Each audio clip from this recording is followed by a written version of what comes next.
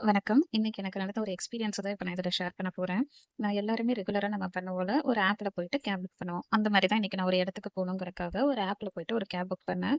அதில 400 something amount வந்துச்சு. அந்த டிரைவர் எனக்கு கால் பண்ணிட்டு, எங்க இருக்கீங்கன்னு கேட்டப்போ, நான் இதோ வந்துகிட்டே இருக்கேன். உங்களுக்கு எவ்வளோ அமௌண்ட் காமிச்சது அப்டின்னாங்க. நான் வந்து கொஞ்சம் லாஸ்ட் மினிட்ல புக் பண்ணேன். ஸோ எனக்கு அது மைண்ட்ல இல்ல. நான் ரொம்ப ஹரி பரின்னு நான் கிளம்பிட்டு வேற இருந்தேன். 400 சம்திங் வந்துச்சு. எனக்கு கரெக்ட்டா தெரியல அப்டின்னா, சரின்னு வச்சுட்டாங்க. வந்ததும் நான் கார்ல ஏறும்போதும் என் ஹஸ்பண்ட் கேட்குறாங்க, அமௌண்ட் அதில இருக்கிற அமௌண்ட்ட விட எக்ஸ்ட்ரா வாங்குவீங்களா? அப்டின்ட்டு. அதுக்கு வந்து இல்லன்னு சொல்லிட்டாரு. ரூ. 510 வரும் அப்டின்னாங்க.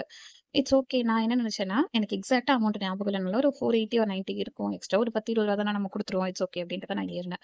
ஏறிட்டு நாங்க போகும்போது பார்த்தீங்கன்னா, இப்போ ஒரு இடத்துல வந்து லெஃப்ட் எடுக்க சொல்லுதுன்னா, அவர் எடுக்க மாட்டேங்கிறாரு. நான் சொல்லுவேன் லெஃப்ட் தானே மேப் காட்டுது. ஏன்னா நான் போற இடம் வந்து எனக்கும் புதுசு. அந்த டோட்டலா அந்த இடம் வந்து ஒரு 26 கிலோமீட்டர்ஸ்.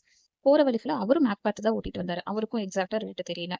ஸோ மேப்ல தான் போயிட்டுருக்கும்போது லெஃப்ட் எடுக்குதுன்னா, "உங்களுக்கு என்னங்க பிரச்சனை? நான் தான் ரைட்ல நேரா போறேன்ல" அப்டின்னாங்க. "நீங்க எதுக்கு நேரா போணும்? மேப் ரைட்ல லெஃப்ட் தானே காட்டுது. நீங்க எடுங்க" அப்டின்னு சொன்னா, என்னங்க படிச்சவங்க மாரி இருக்கீங்க. உங்களுக்கு நம்பிக்கையே இல்லையா? இப்டி இருக்கீங்க, அப்டி இப்டின்னு என்ன ப்ளேம் பண்றாரு. நான் அப்புறம் என்ன உங்ககிட்ட சொன்னேன்.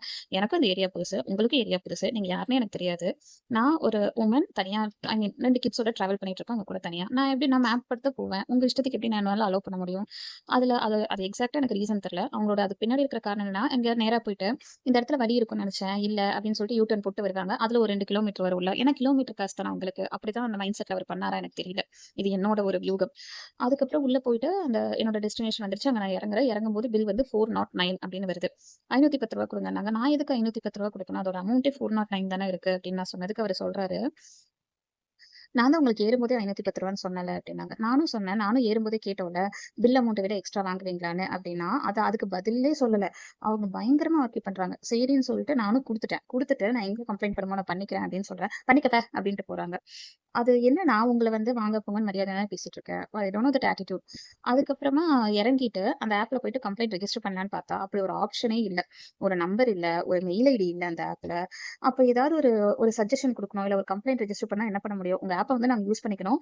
அது நல்லா இருந்தா ஓகே. நல்லா இல்லனாலும் அத சஃபர் ஆயிக்கோங்க. ஆக மொத்தம் உங்களுக்கு வந்து ஒரு ஒரு உங்களோட ஒரு இன்கன்வீனியன்ஸ்க்கு வந்து நாங்க பொறுப்பேத்துக்கிறக்கோ, இல்ல அதுக்கான அந்த ஒரு விஷயத்த நாங்க ஷேர் பண்றக்கோ, உங்களுக்கு எந்த பிளாட்ஃபார்மும் நாங்க குடுக்க மாட்டோம் அப்படிங்கிறது அந்த ஆப் சொல்லுதோ அப்படின்னு எனக்கு தோணுச்சு.